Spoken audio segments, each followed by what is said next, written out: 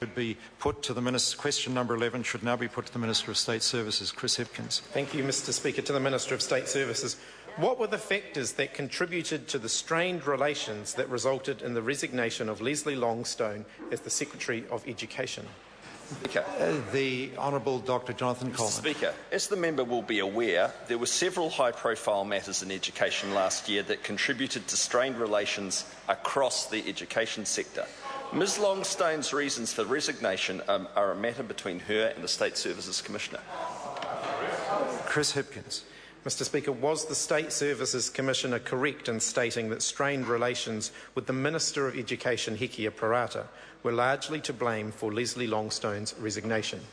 The Honourable Dr Jonathan Coleman.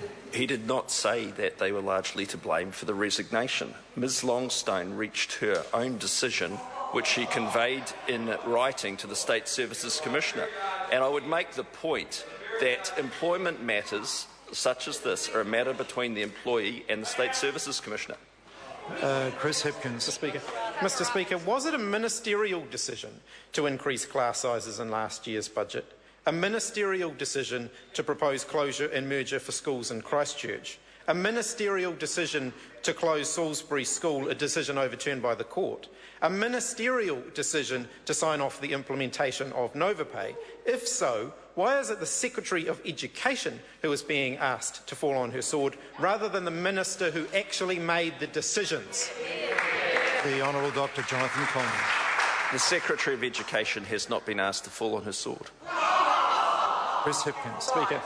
Mr Speaker, does he believe that the Minister of Education's remark on the way to the House today that the Ministry of Education not paying its staff today was, quote, karma, is going to lead to an improvement or a further deterioration in the relationship between that great communicator Hipkins and her officials? The Honourable Dr Jonathan. Well, I'm not going to rely on any report of a remark given by that member because I couldn't be sure that he's reporting it accurately. Question, Mr Speaker.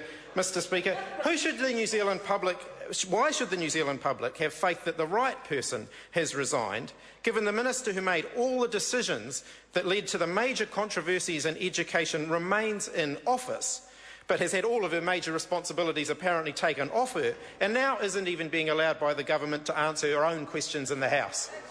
The Honourable Dr Jonathan Coleman. The member is allowed to answer her own questions. Question number 12, Jackie Dean.